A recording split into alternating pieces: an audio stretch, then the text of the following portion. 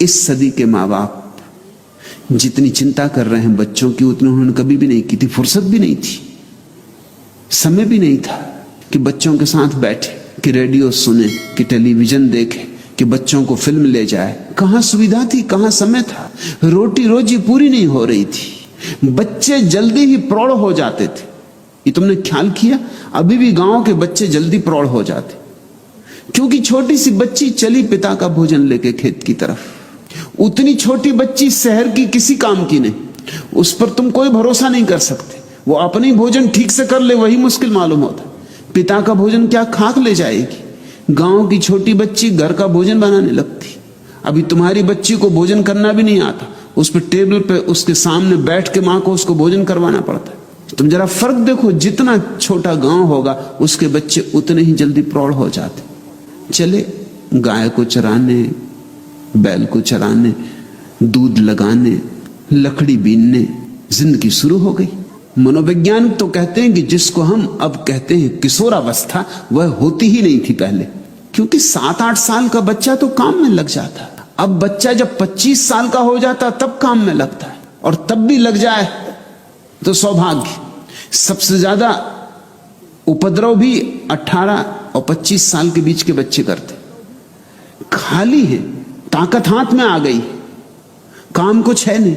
University में आग लगाओ, फर्नीचर तोड़ दो, खिड़कियों के कांच तोड़ दो, कुछ तो करना होगा। ये तुम कल्पना नहीं कर सकते थे, क्योंकि 25 साल का पुराने जमाने का आदमी तो बड़ा प्रौढ़ होता था, क्योंकि 7-8 साल का होता तब तो काम में लग जाता है, और भी गरीब घर का होता तो और भी पहले काम में लग जाता। जिम्मेदारियां सिर पे आती तो अनुभव आता तो समझ आती। 25 साल का होते होते तो जीवन का इतना अनुभव हो जाता था कि वो इस तरह की मूर्ताएं कर सकता था जो आज के लड़के और लड़कियां कर रहे हैं, असंभव। उसमें एक गुरु गंभीरता आ जाती थी, उसे जीवन का एक पाठ मिल गया होता था। आज हम सोचते हैं बच्चों को हम शिक्षा दे रहे हैं, लेकिन जीवन के पाठ से हम उनको वंचित रख रहे हैं, और उनका इतनी फिक्र हम कर रहे हैं कि ना वो अपना पजामा का नाड़ा बांध सकते, वो भी मां बांध रही। बच्चे रो रहे हैं आज के, किस लिए रो रहे हैं पूछो उनसे। पुराने जमाने के बच्चे रोते थे कि भोजन चाहिए, आजकल के बच्चे रो रहे हैं कि उनको मां भोजन करा रही, वो उन्हें भोजन नहीं करना, आंसू टपक रहे हैं, और मां सामने बैठी कि भोजन करो, उन्हें भोजन नहीं करना, या उन्हें यह भोजन नहीं करना। उन्हें आज कुछ और चाहिए, कि आज वो जाना चाहते हैं कॉफी हाउस, इडली डोसा या कुछ और। उनको 24 घंटे ध्यान चाहिए। ऊपर से देखने में तो लगेगा कि अगर ध्यान हमने बच्चों पर कम दिया तो नुकसान होगा, ऐसा नहीं।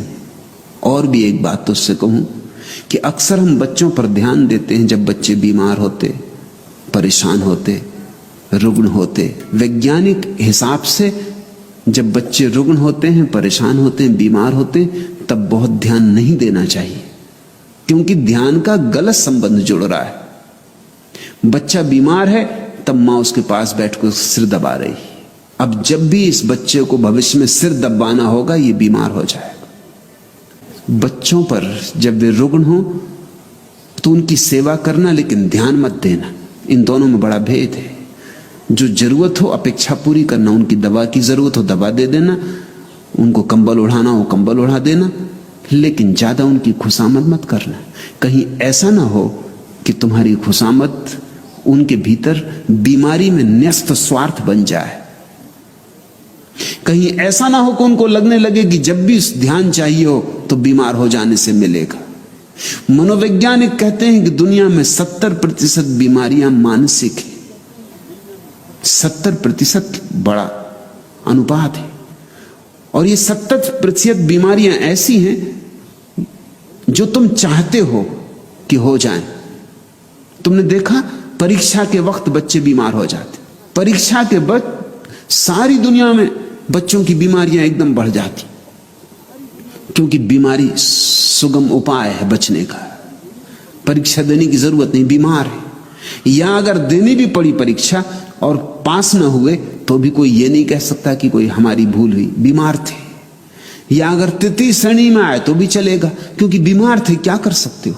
ये तो बीमारी बड़ी तरकीब बन गई। बीमारी के साथ संबंध जोड़ लिया स्वास्थ्य की बजाय।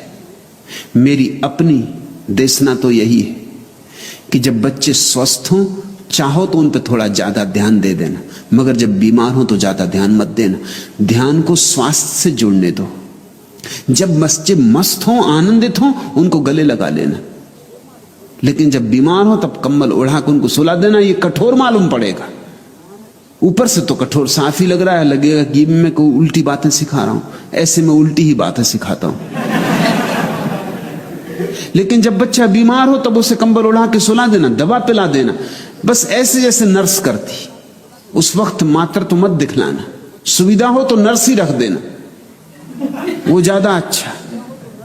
लेकिन जब बच्चा प्रसन्न हो, आनंदित हो, तो कभी उसे गले भी लगाना, उसका हाथ में हाथ लेकर नाचना भी। उसका स्वास्थ्य में रस जोड़ो ताकि जिंदगी भर उसका रस स्वास्थ्य में रहे, बीमारी में ना हो जाए। दुनिया की 70% बीमारियां समाप्त हो सकती हैं अगर हम बच्चों का संबंध स्वास्थ्य से जोड़ दें।